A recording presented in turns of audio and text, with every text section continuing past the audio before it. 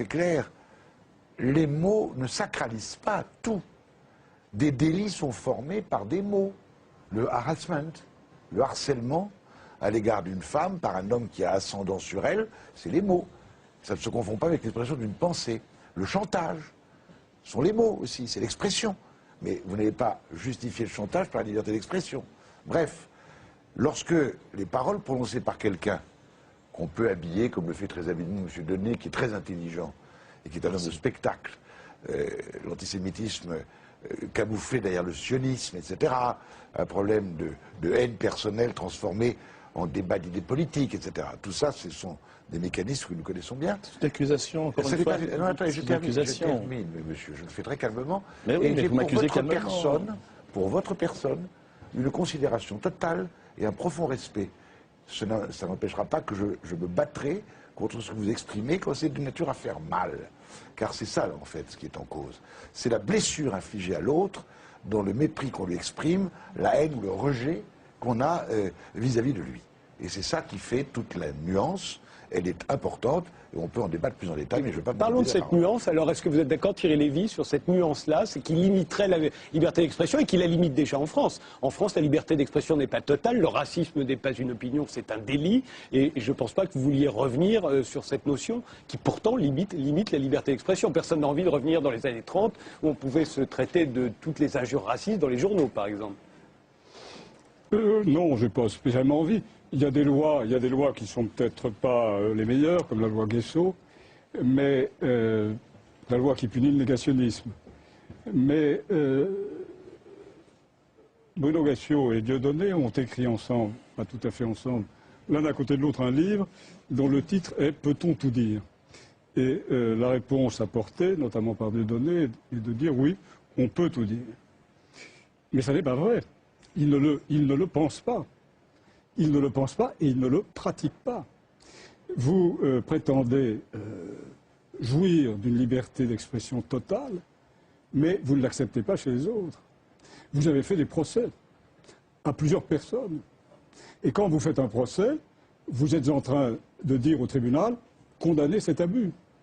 Et vous-même, quand vous usez de votre liberté, je n'ai pas terminé, quand vous usez de votre liberté, vous en usez d'une manière qui démontre que vous n'avez pas du tout de considération pour la liberté que vous exploitez. Vous dites que l'antiracisme a été instrumentalisé. Mais regardez ce que vous faites dans vos spectacles. Vous prenez des sujets, vous prenez des personnages, vous faites venir des gens comme Faurisson, qui ne sont pas des humoristes. Vous leur donnez la parole, pas du tout par hasard. Tout ça est préparé et organisé. Et si vous faites une provocation, vous invitez des gens, Faurisson, qui, eux, ne sont pas du tout des humoristes et des provocateurs, et qui se servent de vous, qui vous instrumentalisent pour exploiter leurs idées politiques. Si bien que vous devenez, non pas du tout, vous n'êtes plus du tout un humoriste, vous êtes l'agent d'une cause politique que vous avez le droit de défendre, que vous défendez d'ailleurs selon moi très mal, mais que vous avez parfaitement le droit de défendre. Mais ne vous réfugiez pas derrière une liberté d'expression qu'au fond vous ne respectez pas. Alors, je trouve le procédé assez malhonnête, je vous le dis. Vous employez des mots que vous allez regretter dans un instant, mais vous vouliez la paix, on peut en sortir très facilement. Vous savez, il y a une série, il y a l'injure, et après l'injure, il y a la loi, et après la loi, il y a les coups. Et vous le savez. Donc évitez l'injure. Évitez l'insulte, de la même façon, et vous éviterez la loi et les coups. Est-ce que vous avez fait des procès, Dieudonné J'ai fait des procès quand on m'a tapé dessus, oui. Oui, vous avez fait des procès. Des gens, ça vous dérange? C'est à ces procès-là que vous faisiez allusion, Thierry Lévy? Non, pas du tout. Des procès en diffamation. Vous avez fait des procès en diffamation, bien sûr. Alors, évidemment, vous avez fait des procès en diffamation, vous en avez fait au moins 4. Oui, c'est les 2 poids 2 mesures. Moi, je voudrais que... Laissez-moi terminer. Il y a courtoisie de me laisser parler. J'ai effectivement, à un moment donné, fait... Je trouvais assez insupportable le deux poids, deux mesures. Comment se fait-il que des associations, d'ailleurs comme la LICRA ou d'autres associations antiracistes, sur, par exemple, le cas de, vous faites référence à M. Fogiel, par exemple, son procès, oui. Il avait fabriqué un SMS où il disait, est-ce que ça te ferait rire si on faisait un sketch sur l'odeur des Noirs? Bon, je suis étonné là, de voir que les associations, personne ne bouge en réalité. Si moi je ne bouge pas, je dis attendez, c'est quand même incroyable, c'est quand même avec l'argent public. C'est quand même. Quel argent public? Avec l'argent public que cet homme peut se permettre d'injurier la population noire. Vous parlez de la redevance, là, en l'occurrence. Bien évidemment. Non, la redevance. Non, je parlais bien évidemment de Marc-Olivier Fogiel, vous l'aurez compris. Comment se fait-il qu'il sera condamné effectivement pour injure et qu'aucune organisation antiraciste n'avait bougé et n'avait trouvé ça choquant? Je me fais insulter. Je l'ai fait avec M. Bernheim en Suisse, qui dit, en substance, on pourrait passer l'extrême, mais bon, je crois qu'ils ne l'ont pas ici, mais c'est assez étonnant. Il me dit, il y a un débat à un moment donné sur la liberté d'expression, comme ce soir, et arrive le cas Dieudonné. Oui, je ne suis pas vraiment un humoriste, on ne sait pas vraiment, il n'est pas très malin, et là, M. Bernheim dit, bah oui, c'est un nègre. Et là, ça tombe un peu à plat, je ne cache pas en termes d'effet sur le public. Donc, M. Bernheim a radicalement tort, effectivement, de dire une chose pareille. Je suis étonné mais vous ne pouvez pas dire que nous avons aujourd'hui. Pas du tout, monsieur. J'ai plaidé des dizaines de fois pour les cas de racisme contre les Noirs, contre des musulmans, contre des Maghrébins. Et je ne vous permets pas de dire que nous aurions une sorte de sensibilité à ce Je me permets aussi de dire ce que je pense. Excusez-moi. Ah oui, mais il va bien falloir que vous acceptiez aussi qu'on ne pense pas comme vous. Et donc, c'est la réalité qui est... C'est la réalité qui vous gouverne. Je dis simplement que, et je trouve ça, le procédé malhonnête, dans la mesure où à chaque fois que moi, je me suis trouvé dans la situation de porter plainte, c'était un cas et une situation complètement et radicalement différente. Mais c'est ce que disent ceux qui vous attaquent. Ils disent exactement la même chose que vous. Alors vous voulez renvoyer dos à dos, vous avez raison et vous avez le droit de le faire. Moi encore une fois, je suis venu dans une volonté de paix. Et vous n'êtes pas un pacificateur. Mais vous n'êtes pas vraiment pacificateur. C'est un effort. Ne vous attendez pas de ma part à venir lécher vos pompes. Je veux dire, je vous demande pas. Non, mais je ne vous demande pas de venir lécher les miennes. Moi je dis simplement une chose, monsieur. Je vais simplement vous accepter qu'on pense différemment. J'accepte votre point de vue, acceptez le mien. Et puis disons-nous que voilà, bon, effectivement, je ressens des choses qui, si on en débat, ne vont pas vous plaire. Vous ressentez des choses qui, si on en débat, ne vont pas me plaire. Essayons d'instaurer la paix. Va me plaire, parce que je me servirai de tout ce que vous direz pour vous combattre. On va voir ce qu'en pense Emmanuel Pierrat. Voilà le fond de votre pensée. Vous voyez, moi, je suis venu dans une vraie volonté de paix et vous voulez me combattre. Vous voulez me combattre. Je ne veux pas vous combattre, vous personnellement. Je veux vous dire que vous menez un combat politique derrière une façade humoristique. Vous faites venir des gens, Forisson, vous faites venir Le Pen. Le Pen n'est pas un humoriste, Le Pen n'est pas un plaisantin. Et quand vous prétendez faire une prestation provocatrice avec Le Pen, en réalité, et vous le savez très bien, vous faites de la politique. Est-ce que je peux juste intervenir sur l'histoire de Le Pen? Vous faites allusion au fait du parrainage et le parrain. Je vous pose la question parce que vous y faites allusion dans ce livre et vous l'avez d'ailleurs raconté sur ce plateau. Pourquoi vous aviez demandé à Jean-Marie Le Pen d'être le parrain de votre fils, enfin pas de votre fils d'ailleurs, de votre fille. Est-ce que cette cérémonie a vraiment eu lieu? Je me suis toujours demandé si ça n'était pas un crime dont vous étiez accusé sans l'avoir commis, c'est-à-dire un crime entre guillemets, c'est-à-dire qu'en réalité, ceci n'aurait jamais eu lieu et que Jean-Marie Le Pen aurait bien voulu dire que ça avait eu lieu pour vous faire de la publicité. Lorsque vous êtes à refaire de la publicité, je ne sais pas si vous l'aviez expliqué ici même, vous avez dit que c'était pour qu'on parle de votre spectacle que vous aviez fait ça. Lorsque l'on est censuré et lorsqu'on n'a pas accès à la tribune médiatique qui, a priori, devrait appartenir à tous les artistes, hein, notamment sur le service public. Mais vous faites partie de ceux qui m'ont invité, donc c'est pas à vous que je vais le reprocher. Lorsque l'on est censuré et qu'on n'a plus accès, on cherche à provoquer le débat, à s'amuser. C'est ce que je fais. C'est ce que vous avez fait avec Jean-Marie Le Pen, mais vous n'avez pas répondu à ma question. Est-ce que tout ça était inventé ou est-ce que ça a eu lieu? Est-ce que l'on demande à un magicien de donner ses tours de magie? Pas sur ce sketch, mais sur l'affaire des caricatures.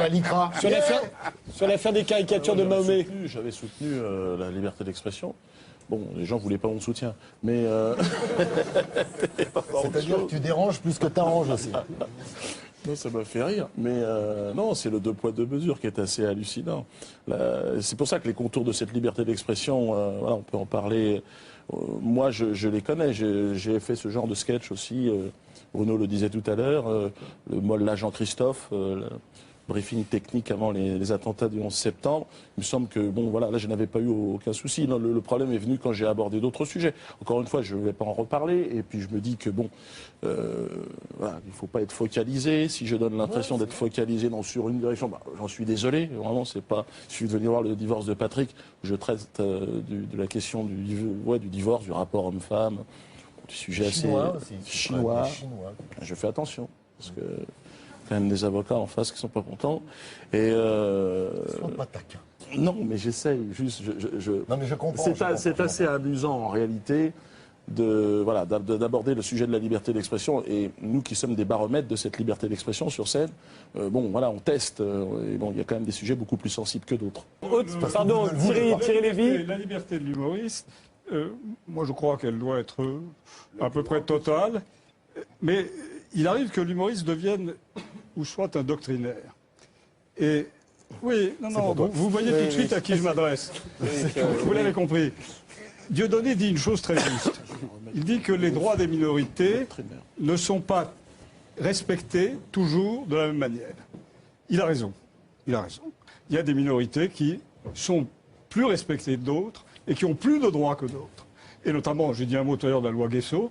La loi Guesso est une loi que je trouve critiquable parce qu'elle interdit d'aborder un certain sujet, d'aborder un sujet réglé par une loi et on ferme la bouche. Que ce soit clair, l'existence des chambres à gaz ne peut pas être nulle. Alors, la négation de l'existence de la on peut Shoah. contester ce qu'on veut dans l'histoire, mais ça, on ne peut pas le contester. Mais à partir, Et ça vous choque. me choque. Mais à partir de ce que dit justement Dieudonné, prend sa source une doctrine qui ne prend pas en compte le fait que le racisme et l'antisémitisme, Dieudonné l'oublie toujours, ont une origine commune. C'est-à-dire que la théorie des races que vous combattez n'est pas une théorie allemande, c'est une théorie française. C'est une théorie dont Hitler s'est inspiré. Et il s'est inspiré pour exterminer un certain nombre de gens, à l'Est, et les Juifs, de ce qu'avaient fait les impérialistes contre les populations colonisées. Et il s'est inspiré également de ce qui a été fait contre les Arméniens. Et Hitler disait, le génocide arménien, qui s'en souvient? Donc, ce que vous oubliez dans vos sketchs, qui sont autant de discours politiques, c'est qu'il y a un lien très profond entre la lutte contre le racisme, simplement parce qu'à l'origine, l'extermination au nom de la race a été inventée contre les Africains, contre les peuples colonisés. Et s'il n'y avait pas eu cette extermination en Afrique, il n'y aurait probablement pas eu l'Holocauste. Et ça, vous ne le concevez pas. Par extermination, vous voulez dire l'esclavage. L'esclavage et l'extermination. Non, je dis aussi l'extermination. Vous dites l'extermination. Au moment dans la grande phase de l'impérialisme anglais notamment, on a exterminé des populations entières, notamment en Tasmanie. Bon. C'est une chose que vous oubliez complètement.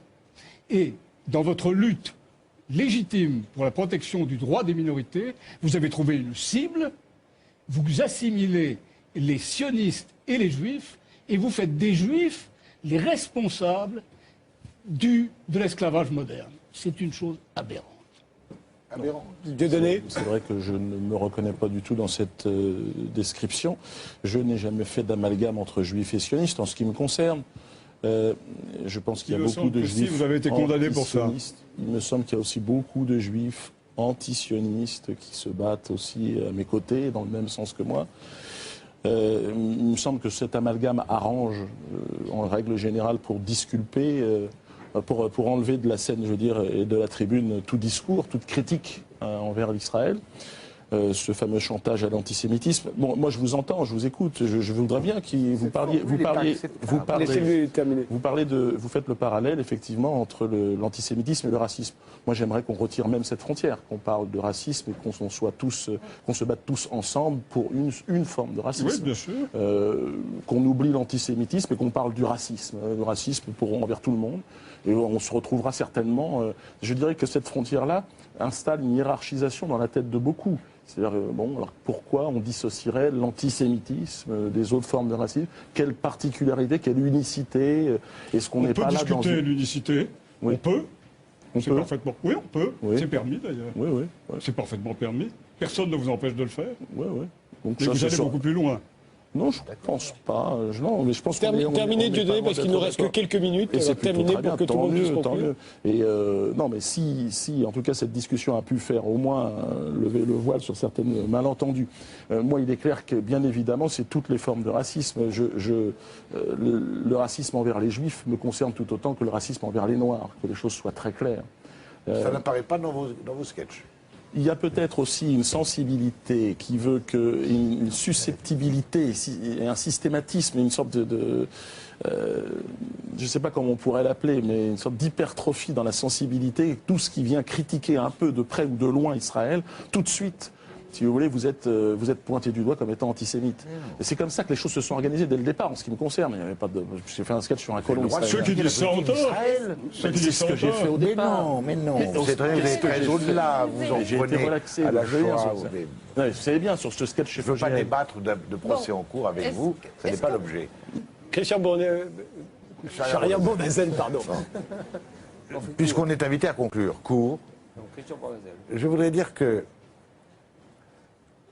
aborder la question sous le seul angle de ce à quoi j'ai droit, l'expansion de mon propos, de ma pensée, tout dire, choquer, injurier, est une mauvaise approche. La loi est là pour fonder l'harmonie entre les citoyens et les citoyennes, pour faire que chacun puisse exercer ses droits avec comme seule limite les droits de l'autre. Et finalement, tout le combat que nous menons à la LICRA n'est pas le combat pour une minorité, on plaide pour toutes les minorités. Mais si vous voulez, si je devais forger un slogan pour la LICRA, je l'emprunterais à Baudelaire. Ô insensé qui croit que je ne suis pas toi. Bruno Guessio, dernier mot. C'est difficile. C'est difficile. Mais j'ai noté quand même un départ. Quand on est sur ce plateau avec Dieudonné, il y a un départ d'agression tout de suite vis-à-vis de lui. Moi, j'en ai pas peur. Il me fait pas peur. Il y a Non, une je ne voulais pas tension. parler d'un procès en cours. Il y a une tension, on ne peut pas, entre Maître Lévy, il y a une tension, elle est palpable, et je la comprends. Moi, je n'ai pas peur de lui, parce que je sais que c'est un humoriste, et je m'en fous de ce qu'il raconte, je n'y crois pas. Quand il dit qu'il fait baptiser sa fille par Le Pen, j'y crois pas, il faut qu'il monte le papier d'abord. On s'en moque. C'est de la provoque. Ces provoques, vous tombez dedans, perpétuellement, il continue, je Il fait pense qu'il baptiser par qui il veut sa fille. oui, non, mais d'accord. Mais ces provoques, vous tombez dedans, ça fait la une des 20 heures, ça continue. Il y a des idées, voilà. Moi, j'en ai un peu marre de ces tensions. J'aime bien vous voir vous marrer tous les deux. J'en ai un peu marre de ces tensions.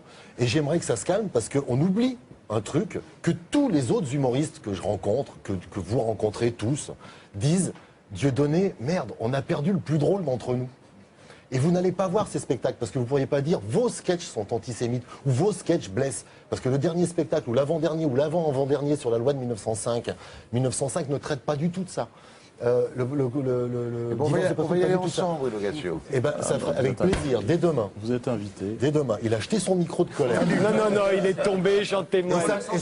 Et ça me fait quand même marrer de me retrouver ici, devant vous, cher maître, et devant vous, cher maître, et vous, madame, à être l'avocat de Dieudonné alors que je n'ai pas fait d'études. C'est quand même le truc à sensé. Vous avez le droit de vous reconvertir. Merci. Merci. Je vous remercie, Baron. je vous remercie tous les 6 d'avoir participé à ce débat et d'y avoir participé sereinement, puisque c'était un débat serein. On se retrouve bien entendu demain pour la revue de presse du mardi.